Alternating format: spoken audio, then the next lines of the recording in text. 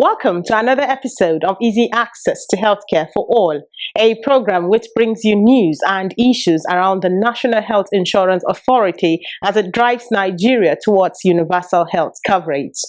A strong workforce is the backbone of every organization. With that in mind, the leadership of the NHIA is making sure it revitalizes the authority towards fulfilling its mandate to Nigerians.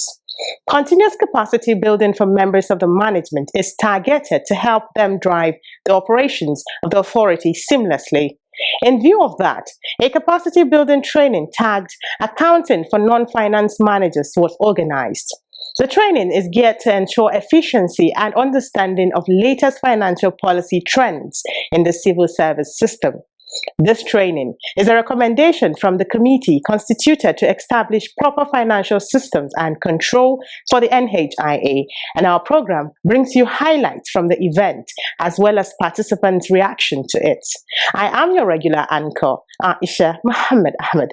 Please stay tuned. I will be back shortly with details of this event and more. It is a program that is designed to ensure nobody is left behind in the health insurance ecosystem. It's an excellent scheme to support Nigerians. I've been benefiting from this scheme. It's very nice. We're really enjoying it. We appreciate their effort.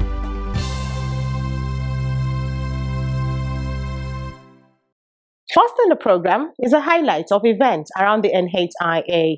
In the news, NHIA sensitizes core members in Edo State.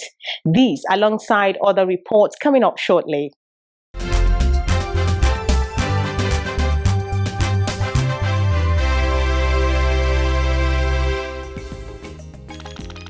The Executive Secretary, Nasarawa State Health Insurance Scheme, Gaza Gwamna, has said that no fewer than 100,000 residents, comprising of civil servants, orphans, aged parents, among others, have been enrolled into the state's health insurance scheme. Dr. Gaza disclosed this at a town hall meeting held to mark the Universal Health Coverage Day in Lafia. While speaking, he said the 100,000 beneficiaries were funded by the Nasarawa state government and some private organizations. Gaza added that the beneficiaries have started receiving care from various medical facilities across the state under the formal sector, informal sector, vulnerable as well as students program. At the end, he called on healthcare providers to be professionals in their conduct by giving enrollees the desired services, as that will boost enrollees' confidence of the health insurance.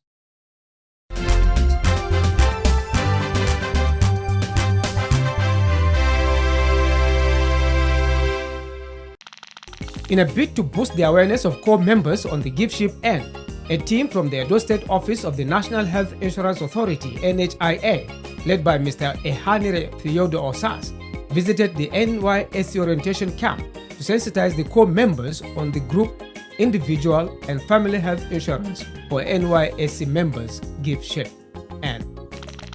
Theodore Ehanire gave a background on giftship end, which was to ensure that serving core members from the date of mobilization and call-up to the 3 weeks terminal leave after their personal parade have access to adequate and quality healthcare services without having to pay out of pocket. Core members were also educated on how to register for giftship and the benefit package and their roles in order to access care. Ehanire also emphasized the use of identification cards when core members visit a facility. He added that core members in previous batches had difficulty accessing health care, while some paid out of their pocket by the time they left the orientation camp because they did not identify themselves as core members, and that it took the intervention of NHIA to get their money refunded. Mr. Ehanire therefore re-emphasized the means by which core members' healthcare needs will be attended to throughout their service year and grievance address mechanisms available. At the end, the head, standards and quality assurance of the Edo NHIA office also enlightened core members on the benefit package. The sensitization exercise afforded core members the opportunity to ask questions and obtain clarifications on the giftship end product of the NHIA.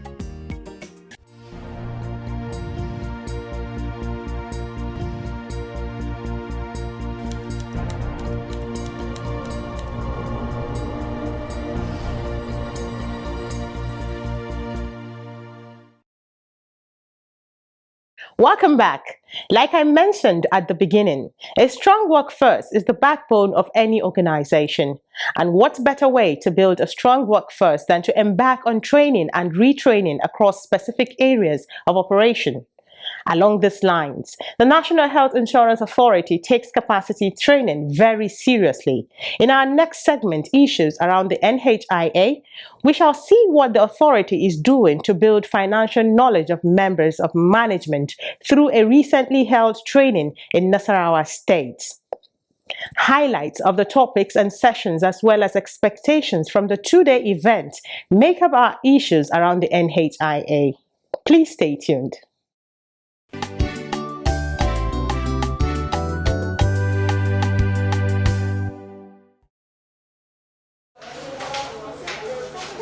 Engendering transparency and accountability in the entire operations of the authority is the second of the three-point agenda of the leadership of the National Health Insurance Authority. First out basis of It is in that light that the authority organized a two-day retreat tagged Accounting for Non-Finance Managers. The retreat was organized for top management staff of the National Health Insurance Scheme, which include general managers and zonal coordinators, with the aim of acquainting this caliber of staff with the new models of financial policies.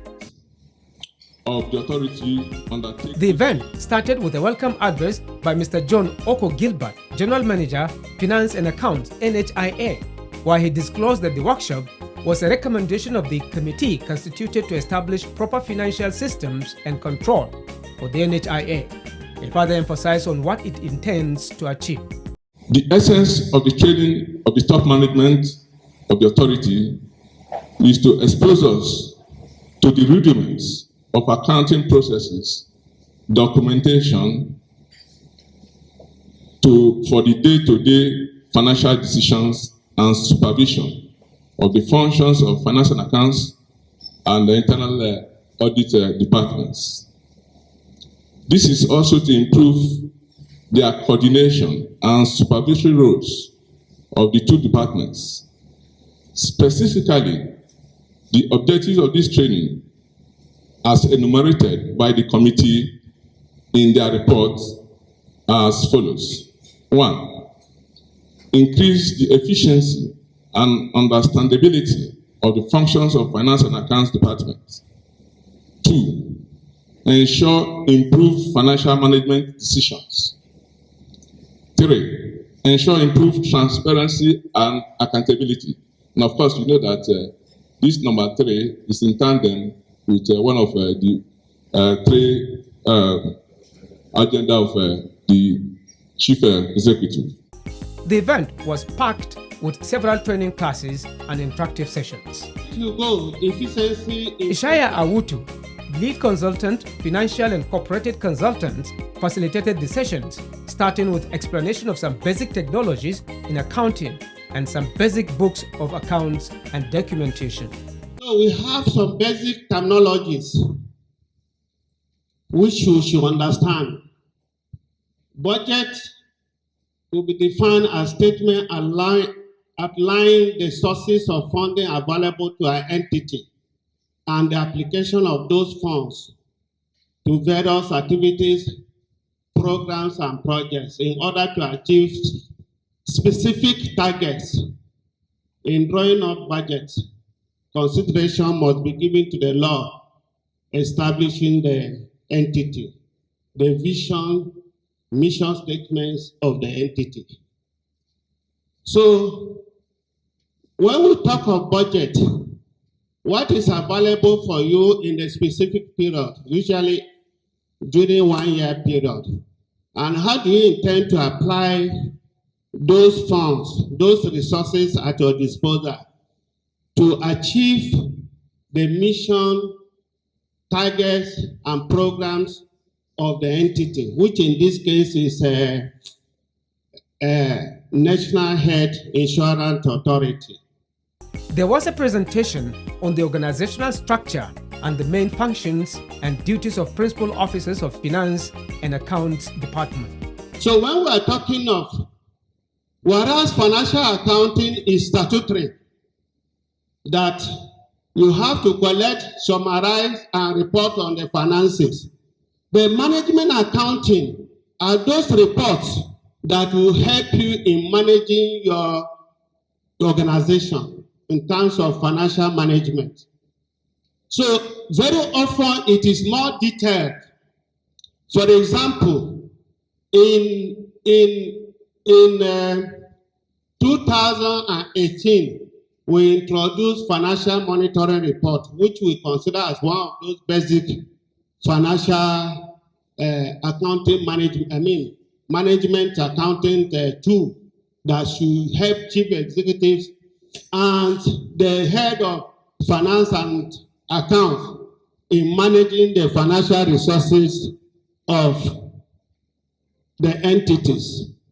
Some of the other topics treated include preparation of budget and budget defense, accounting for property, plant and equipment, chart of accounts, National Health Insurance Authority, etc.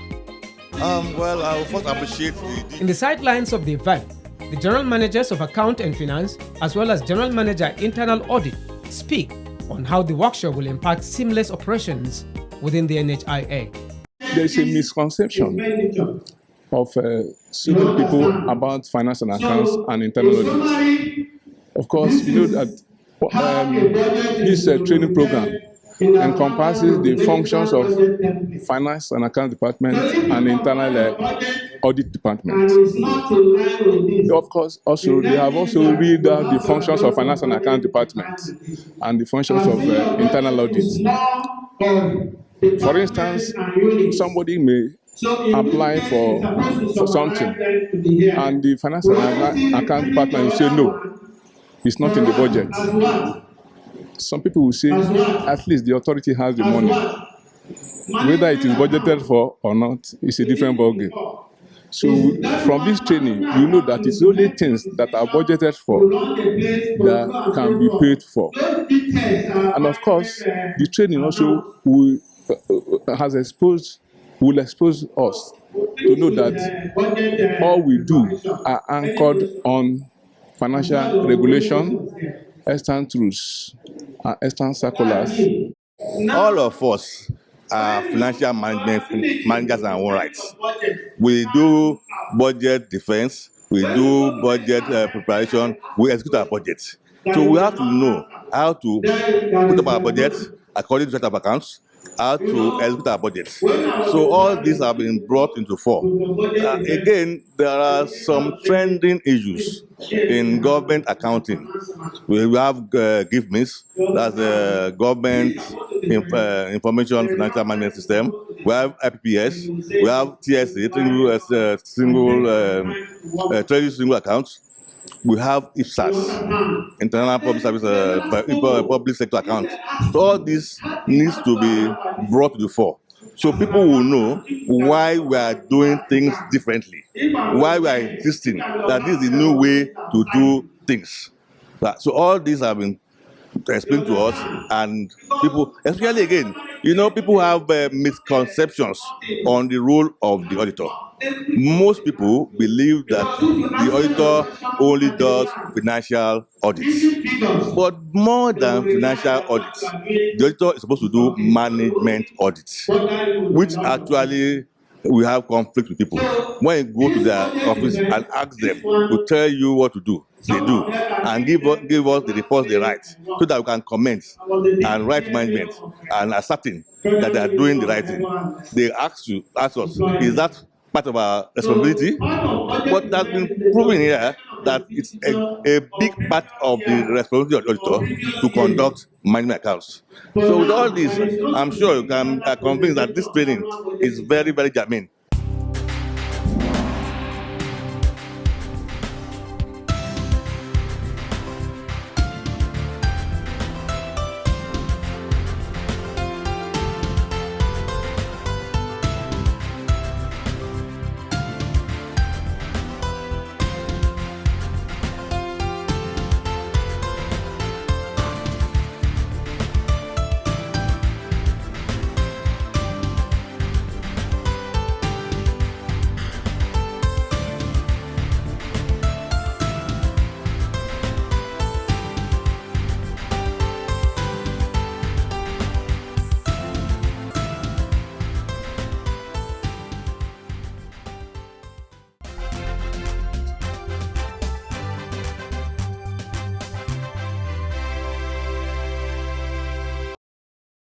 Welcome back.